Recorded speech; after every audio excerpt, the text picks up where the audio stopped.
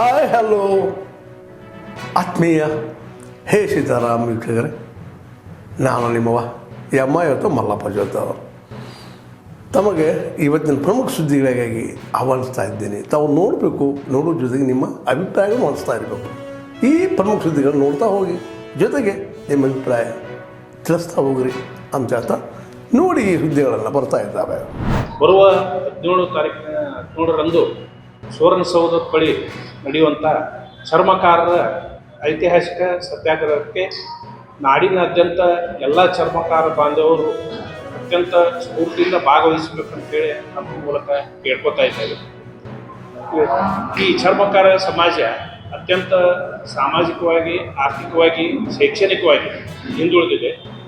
ಈ ಸಮಾಜಕ್ಕೆ ಸಂವಿಧಾನಬದ್ಧವಾಗಿ ಬರಬೇಕಾದ ಸೌಲಭ್ಯಗಳನ್ನು ನಾವು ಕೊಡಬೇಕಂತೇಳಿ ಸರ್ಕಾರವನ್ನು ಆಗ್ರಹಿಸಲು ಡಿಸೆಂಬರ್ 17ರಂದು ನಾವು ಬೆಳಗಾವಿ ಸುವರ್ಣಸೌಧದಲ್ಲಿ ಧರಣಿ ಸತ್ಯಾಗ್ರಹವನ್ನು ಹಮ್ಮಿಕೊತಾ ಇದ್ದೀವಿ. ಅದಕ್ಕೆ ನಾಡಿನಾದ್ಯಂತ ಎಲ್ಲ ಚರ್ಮಕಾರ ಬಾಂಧವರು ಸ್ವಯಂ ಸ್ಫೂರ್ತಿಯಿಂದ ಭಾಗವಹಿಸಿ ಈ ಸತ್ಯಾಗ್ರಹವನ್ನು ಯಶಸ್ವಿಗೊಳಿಸಬೇಕಂತೇಳಿ ತಮ್ಮ ಮೂಲಕ ಕೇಳ್ಕೊತಾ ಇದ್ದೀವಿ. ಆಸ್ಪತ್ರೆಗಳಲ್ಲಿ ಸರಿಯಾದ ಚಿಕಿತ್ಸೆಯನ್ನು ಕೊಡ್ತಾ ಇಲ್ಲ ಮತ್ತು ಆಸ್ಪತ್ರೆಗಳಲ್ಲಿ ಮೂಲಭೂತ ಸೌಕರ್ಯಗಳನ್ನು ಕೊಡ್ತಾ ಇಲ್ಲ. ಇದನ್ನೆಲ್ಲ ವಿರೋಧಿಸಿ 16ನೇ ತಾರೀಕು ಸೋಮವಾರ ಬೆಳಿಗ್ಗೆ 10 ಗಂಟೆಗೆ ಯಡಿಯೂರಪ್ಪ ಮಾರ್ಗದಲ್ಲಿರ್ತಕ್ಕಂಥ ಮಾಲಿನಿ ಸಿಟಿಯಲ್ಲಿ ಸಾವಿರಾರು ಸಂಖ್ಯೆಯಲ್ಲಿ ನಮ್ಮ ಮಹಿಳಾ ಮೋರ್ಚಾದಿಂದ ಒಂದು ಬೃಹತ್ವಾದಂಥ ಪ್ರತಿಭಟನೆಯನ್ನು ಮಾಡಿ ಸುವರ್ಣಸೌಧ ಮುತ್ತಿಗೆ ಹಾಕುವಂಥ ಕಾರ್ಯಕ್ರಮವನ್ನು ನಮ್ಮ ಮಹಿಳಾ ಮೋರ್ಚಾ ರಾಜ್ಯಾಧ್ಯಕ್ಷರು ಮತ್ತು ನಮ್ಮ ಪೇರೆಂಟ್ಪುರ ರಾಜ್ಯದ BY ವಿಜೇಂದ್ರ ಅವರ ನೇತೃತ್ವದಲ್ಲಿ ಅಲ್ಲಿ ಪ್ರತಿಭಟನೆ ನಡೀತಾ ಇದೆ. ಈ ಪ್ರತಿಭಟನೆಯಲ್ಲಿ ಮಾನ್ಯ ವಿರೋಧ ಪಕ್ಷದ ನಾಯಕರಾದಂಥ R. ಅಶೋಕ್ ಅವರು ಕೂಡ ಭಾಗವಹಿಸ್ತಾರೆ.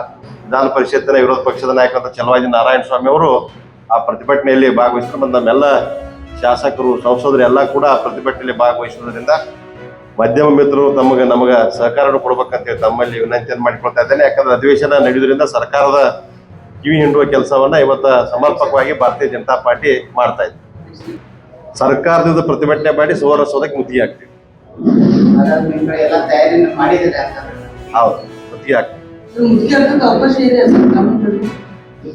ಇದೆಯಲ್ಲ ಸರ್ಕಾರದಿಂದ ಪ್ರತಿಭಟನೆ ಮಾಡ್ಬೋದಲ್ಲ, ಮುತ್ತಿಗೆ ಹಾಕ್ಬೋದು. ಮತ್ತು ಸರ್ಕಾರದ ವಿರುದ್ಧ ಮತ್ತು ಸರ್ಕಾರದ ಯಾವುದೂ ಸಮರ್ಪಕವಾಗಿ ಕೆಲಸ ಮಾಡ್ತಾರೆ ಅಂದ್ರೆ ಮತ್ತೆ ಜನ ಮತ್ತೆ ತಂಗಿ ಹೇಳ್ತಾರೆ ಸರ್ಕಾರದ ವಿರುದ್ಧ. ಪ್ರತಿಪಕ್ಷವಾಗಿ ಮಾನ್ಯ ವಿರೋಧ ಪಕ್ಷದ ನಾಯಕರು ನಮ್ಮ ರಾಜ್ಯದ 20ರ ಕೃಷಿ ಕಾಯ್ದೆ ರೈತರಿಗೆ ಮಾರಕವಾಗಿದೆ, ಇದು ರದ್ದು ಮಾಡಬೇಕು ಅಂತ ಏನು ನಮಗೆ ಮಾತು ಕೊಟ್ಟಿದ್ರು ಅದ್ರ ಪ್ರಕಾರ ನಡ್ಕೊಂಡಿಲ್ಲ. ಈಗ ಯಾಕೆ ನೀವು ಅಧಿಕಾರದಲ್ಲಿ ಇದ್ದಾಗ ಇದನ್ನು ರದ್ದು ಮಾಡ್ತಾ ಇಲ್ಲ ಅಂತೇಳಿ ನಮ್ಮದು ಭಾಳ ಪ್ರಮುಖವಾದ. ಎರಡನೇದು MSPಗೆ ಸಂಬಂಧಪಟ್ಟಂಗೆ ಭಾರತ ಸರ್ಕಾರ ರೈತರನ್ನ ವಂಚನೆ ಮಾಡಬಾರ್ದು. ಈಗಾಗಲೇ ನಾಳೆ ಏನು ದೆಹಲಿಯಲ್ಲಿ ಏನು ರೈತರು ಚಳವಳಿಯನ್ನು ಪ್ರಾರಂಭ ಮಾಡ್ತಾ ಇದ್ದಾರೆ, ಸುಪ್ರೀಂ ಕೋರ್ಟ್ ಕೂಡ ಹೇಳಿದೆ ರೈತರ ಸಮಸ್ಯೆಯನ್ನು ಕುಂತು ಮಾತಾಡಿ ಬಗೆಹರಿಸಿ ಅಂತ. ರೈತರಿಗೂ ಹೇಳಿದ್ದಾರೆ ನೀವು ಶಾಂತಿಯುತವಾಗಿ ಮಾಡಿ ಅಂತ. ಈ ಮಧ್ಯೆ ಏನು ಹೇಳಿದ್ದಾರೆ ಮಂತ್ರಿ ಅಂದರೆ, ನಾವು ಎಲ್ಲ ಬೆಳೆಗಳಿಗೆ MSP ಕೊಡ್ತೀವಿ ಅಂತ. MSP ನೀವು ಕೊಡೋದು ಅದು ಯಾವ ಲೆಕ್ಕನೂ ಅಲ್ಲ, ಯಾವ ಅಳತೆಗೋಲು ಅಲ್ಲ.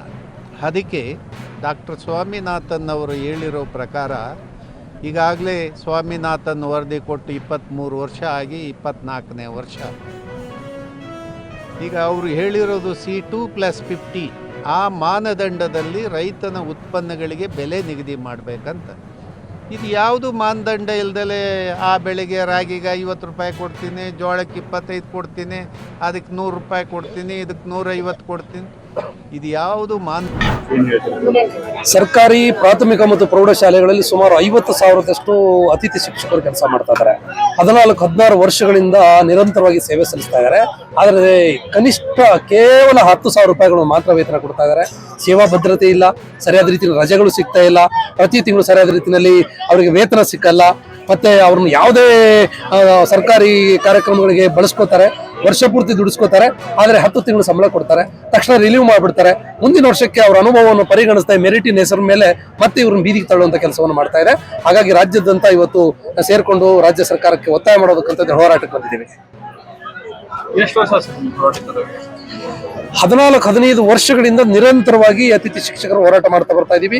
ವೇತನ ಹೆಚ್ಚಳ ಮಾಡ್ತೀವಿ ಅಂತ ಹೇಳಿ ರಾಜ್ಯ ಸರ್ಕಾರ ಹೇಳುತ್ತೆ, ಆದ್ರೆ ಹೆಚ್ಚಳ ಮಾಡಲ್ಲ. ಒಂದು ರೀತಿಯಲ್ಲಿ ಜೀತಗಾರರ ರೀತಿಯಲ್ಲಿ ಜೀತ ಮಾಡಿಸ್ಕೊಳ್ಳೋದಷ್ಟೇ ಮಾಡ್ತಾ ಇದೆ. ಎಲ್ಲಿ ನಿಮ್ಮ ಪ್ರೊಟೆಸ್ಟ್ ಎಲ್ಲ ರೀಚ್ ಆಗ್ತಾ ಇದೆ? 14 ವರ್ಷ ಆಗಿಲ್ಲ. 14 ವರ್ಷದಿಂದ ನಿರಂತರ ಹೋರಾಟ ಮಾಡ್ತಾ ಇದೀವಿ. ನಮ್ಮ ಸಂಘಟ ಗಟ್ಟಿ ಆಗ್ತಾ ಇದೆ. ಸರ್ಕಾರಕ್ಕೆ ಎಚ್ಚರಿಕೆ ಕೊಡಬೇಕನ್ನೋಂಥ ಸಿದ್ಧತೆ ಮಾಡ್ಕೊಂಡಿದ್ದೀವಿ. ತಮ್ಮ ಹೆಸರು? ಅನಂತ ನಾಯಕ್, ಗೌರವ ಅಧ್ಯಕ್ಷರು. ಇಲ್ಲಿವರೆಗೆ ತಾವೆಲ್ಲ ಸುದ್ದಿಗಳು ನೋಡ್ತಾ ಬಂದ್ರಿ, ನೋಡಿದಿರಿ. ನಿಮ್ಮ ಖುಷಿನೂ ಆಗಿರ್ಬೋದು, ಅಥವಾ ಒಂದು ಸಂತೋಷ ಆಗಿರ್ಬೋದು, ಅದು ದುಃಖನೂ ಅನಿಸ್ಬೋದು. ಯಾಕೆ ಸುದ್ದಿ ಹಾಕಿದಾರಪ್ಪ ಅಂತ ಅನಿಸ್ಬೋದು. ಏನು ಅನಿಸಲ್ಲ ನಿಮಗೆ. ನಿಮ್ಮ ಅನಿಸಿಕೆಗಳು ನಮ್ಗೆ ಭಾಳ ಪ್ರಮುಖ. ಈ ಸುದ್ದಿಗಳು ನಿಮ್ಗೆ ಏನು ಅನಿಸಿದು ನೀವು ಕಾಮೆಂಟ್ ಬಾಕ್ಸಲ್ಲೇ ಹೇಳ್ತಾ ಇರ್ರಿ. ಜೊತೆಗೆ ಎಲ್ಲಕ್ಕಿಂತ ಹೆಚ್ಚಿಗೆ ಶೇರ್ ಮಾಡ್ತಾ ಇರ್ರಿ ಈ ನ್ಯೂಸ್ಗಳನ್ನು. ಜೊತೆಗೆ ಏನಪ್ಪ ಅಂದ್ರೆ ಹೇ ಸೀತಾರಾಮ್ ನಿರಂತರ ನೋಡ್ತಾ ಇರ್ರಿ. ಹೇ ಸೀತಾರಾಮ್, ಸತ್ಯದ ಕೈಗಡೆ ವಂದನೆಗಳು.